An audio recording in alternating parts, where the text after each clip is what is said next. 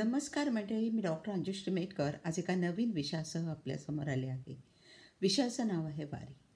आजकाल मनुष्य भौतिकवादाच्या गराड्यात इतका अडकून गेला आहे की त्याला प्रत्येक छोट्या मोठ्या गोष्टींमध्ये तो फक्त ह्याने कुठल्या ब्रँडचा घड्याळ घातला आहे, त्याने कुठल्या ब्रँडचा शर्ट घातला आहे, त्याने कुठल्या ब्रँडचा पर्स घेतली आहे किंवा कुठल्या अशा इतक्या बारीक सारीक गोष्टी तो गुंतला आहे, वेड्यासारखा वाहवत चालला आहे की त्याला जनरल असं आपण जे जगत होतो, जे सर्वसामान्य जीवन जगत होतो त्याचा विसर पडला आहे की काय असं वाटावं, अशी परिस्थिती आजकाल निर्माण झाली आहे.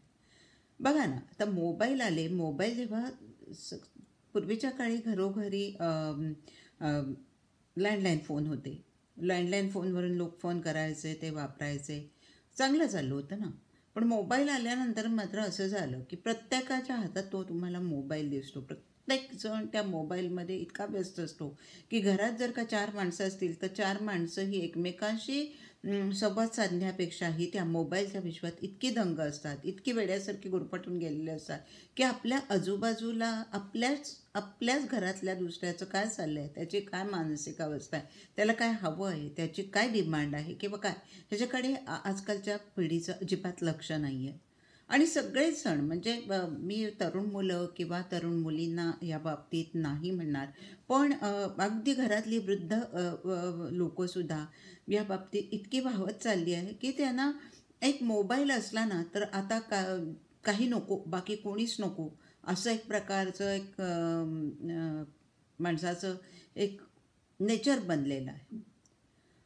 पण बघा ना, नुकताच करोना येऊन गेला, त्यावेळेला त्याने आपल्याला किती गोष्टी शिकवल्या की माणसाच्या मूलभूत गोष्टी किती कमी प्रमाणात आहेत. त्याला काय लागतं हो, जे 2 वेळचं जेवायला अन्न हवं, अंगावर चांगलं नेटनटकं धडूतं हवं, डोक्यावर छप्पर हवं.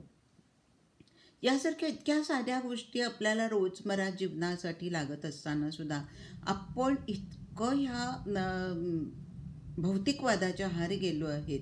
हे प्रत्येक छोट्या मोठ्या गोष्टींसाठी आपण नुसता जीव घेऊन धडपडत असतो, ते मिळवण्यासाठी आपण इतका प्रयत्न करत असतो, इतके वेड्यासारखे आपण त्याच्यामागे लागलेलो असतो की आपल्याला सर्वसामान्य आपल्या जीवनातल्याच अनंत गोष्टी काय चालू आहेत आणि आपल्याला खरी डिमांड काय आहे, आपल्याला खरं काय पाहिजे आहे ह्याचासुद्धा विसर पडलेला आहे. कारण की मला काहीतरी अचीव करायचं आहे, मला काहीतरी मिळवायचं आहे, मला काहीतरी घ्यायचं आहे आणि मला हे मिळवण्यासाठी किंवा मला आज हे मिळवण्यासाठी मला इतकं इन्कम करणं, मला इतकं अर्निंग करणं गरजेचं आहे. ही जी माणसाची एक प्रवृत्ती झाली आहे. आणि विशेष म्हणजे आजकाल दुसरी गोष्ट म्हणजे तुम्ही कुठल्याही मॉलमध्ये गेलात तर तुम्हाला एक घेतलं की एकावर एक फ्री किंवा एकावर 4 फ्री, एकावर 2 फ्री अशी जी आमिषं दाखवली जातात आणि त्यांचा तो मार्केटिंगचा फंडा असतो. त्यांना त्यांचं जास्तीत जास्त विकायचं असतं. एकावर 4 फ्री द्यायला कोणीही वेडा माणूस नाही आहे. तो आपल्याकडून त्यावेळेला त्या 4ही गोष्टींची पैसे काढतच असतो. पण माणसाला एक वेगळाच एक आनंद असतो की नाही नाही नाही, मला ना एकावर 4 फ्री मिळाले. अरे पण तू त्याच्यासाठी बाकीच्यांचे पैसे मोजलेत, तुला कोणी काही असं फुकटच 3 वरचे दिलेले नाही आहेत.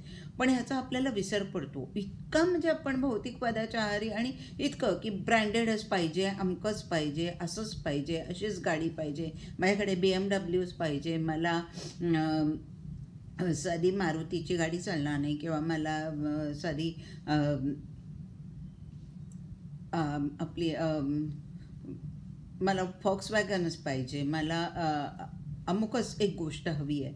असं जे माणसाचं आजकाल झालं आहे ना, ते खूप चुकीचं झालं आहे आणि त्या सगळ्याची फळं आपण नुकतीच भोगलेली आहेत. करोनाच्या काळात तुम्हाला या सगळ्याची जाणीव पण झाली होती की नाही नाही नाही, अरे आपल्याला ह्या सगळ्या गोष्टींची खरंच काही आवश्यकता नाही आहे. आपल्याला रोज जीवन जगताना जे काही थोडंफार जे आपल्या लिमिटेशन्समध्ये आहेत आपल्याला त्याच गोष्टी आपल्याला अपेक्षित होत्या. आणि पूर्वीच्या काळी बघा ना, आपणच लहान असताना आपल्याला वर्षभरात एक दिवाळीचा ड्रेस, एक वाढदिवसा ड्रेस, एक असाच असं इतकं कमी लिमिटेड गोष्टी मिळायच्या.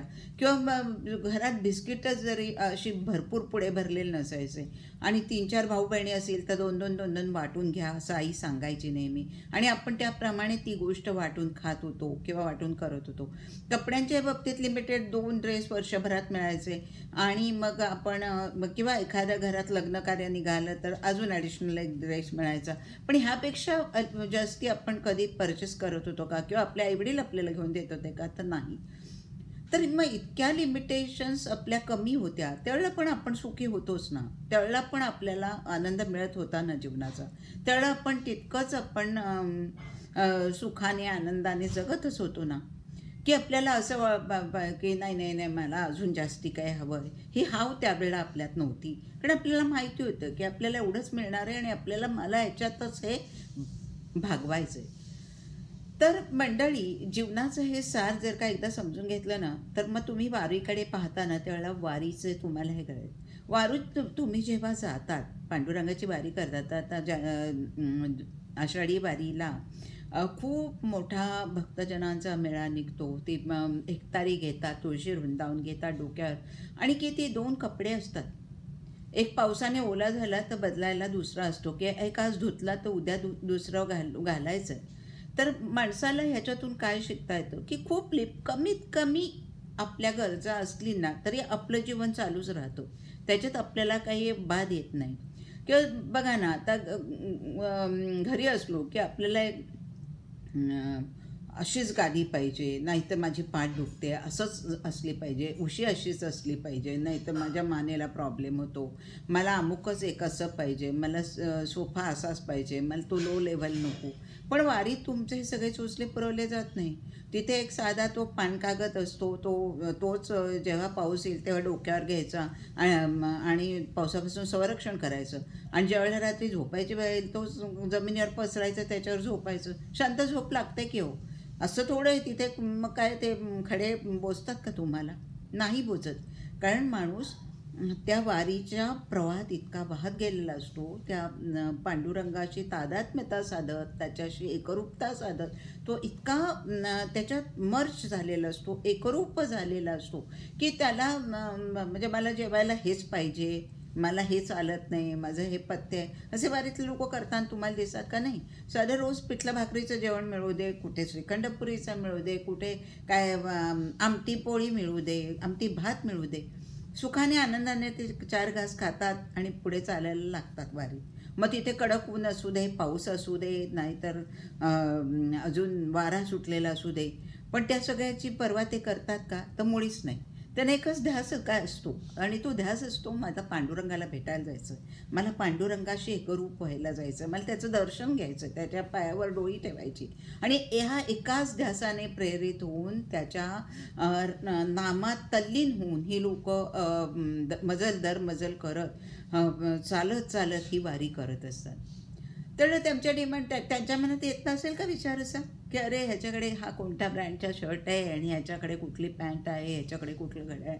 नाही, मुळीच नाही. त्यांना ह्या सगळ्या गोष्टीत काहीच इंटरेस्ट नसतो. त्यांना एकच माहिती असतं की मला माझ्या पांडुरंगाला भेटायला जायचं, मला तो ध्यास असतो.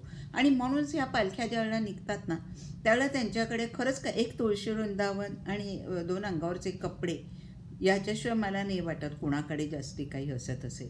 कारण इतका दूरचा प्रवास करायचा आहे आणि इतक्या दूर चालत जायचं आहे म्हटल्यावर माणूस साहजिकच आपल्या गरजा कमी करतो, आणि तशा त्या कमी असाव्यात हे तितकंच खरं आहे, आणि ते चांगलंसुद्धा आहे ना. त्यांना मला उद्या काय खायला मिळणार आहे याची भ्रांत असते ना, मला कुठे झोपायला मिळणार आहे, माझ्या कुठे रूममध्ये सोय होणार आहे का, मला रस्त्यावर झोपावं लागणार आहे, की मला काही स्पेशल गादी मिळणार आहे का, माझं काही विशेष होणार आहे का, असं काही असतं का? काहीच नसतं. मला फक्त पांडुरंगाच्या वारीत जायचं आहे, मी चालत जाणार आहे, हीच भावना असते. मग तो गरीब कुटुंबातला असो, एखादा सधन कुटुंबातला असो, किंवा एखादा मिडल क्लास असो, प्रत्येक जो तो वारीत ज्या उत्साहाने सामील होत असतो त्याची एकच उत्साह आणि ते एकच ध्यास असतो, तो पांडुरंगाला भेटण्याचा. बाकी मला त्या वारीतून काय मिळणार आहे? तर वारीत म्हणून तुम्हाला नेहमी काय मिळेल, की तुम्ही जे मिळवणार आहात, तुम्ही जे आहे तो एक पांडुरंग आहे. त्या पांडुरंगाला. आणि म्हणून जीवाशिवाशी एकरूप होण्याशी हे जे नातं आहे आणि त्या एकरूपतेत तल्लीन होण्यासाठी ती भावावस्था येण्यासाठी ही वारी खूप उपयुक्त आहे. आणि म्हणूनच आपल्याला जर का ह्या सर्वसंग चा परित्याग थोडासा करावासा वाटला, थोडंसं विरक्ती आयुष्यात आली, की वाटलं की नाही मला एक वेगळं आता ह्या गुरफटलेल्या त्याच आयुष्यातून आता आपल्याला थोडंसं बाहेर पडायचं आहे, तर तुम्ही नक्कीच वारीत सामील व्हा. वारीत जाणं हा एक रियाज आहे. तो जर का दरवर्षी तुम्ही केला तर हळूहळू तुम्ही अध्यात्माच्या मार्गावर इतके पुढे निघून जाल की मग तुम्हाला ह्या अधिभौतिक जगाचा, या मायेचा विसर पडायला लागेल. आणि खरं सत्य काय आहे, ब्रह्मसत्य जगन्मिथ्या हे जे आहे ना, हे हळूहळू तुम्हाला अंगवळणी पडायला लागेल. आणि ते तुम्ही तुमच्या कृतीतूनच दाखवून द्याल. म्हणजे त्याला स्पेशल काही दाखवण्याची सुद्धा गरज नाही. तुम्हालाच ते उमजेल की बाबा नाही, एक माणसाच्या ज्या मिनिमम गरजा आहेत त्या मिनिमम गरजांमध्ये आपण जर का जगू शकत असू, आपल्याला जर का छान लाईफ आपलं आनंदाने, सुखाने आणि प्रभुनामात तल्लीन होऊन जात असेल, तर वारीसारखी एक सुंदर सुखद अशी गोष्ट नाही की जी तुम्ही जिच्यातून जाल तिच्यातून तुम्ही तुमच्या आयुष्याचा पैलतीरावर जाण्याचा मार्ग तुम्हाला आपोआप सापडेल असं मला वाटतं. मंडळी, तुम्हाला हा विचार कसा वाटला तो मला जरूर कळवा. माझं चॅनल सबस्क्राईब केलं नसेल तर ते जरूर करा आणि बेल आयकॉन दाबा. नमस्कार.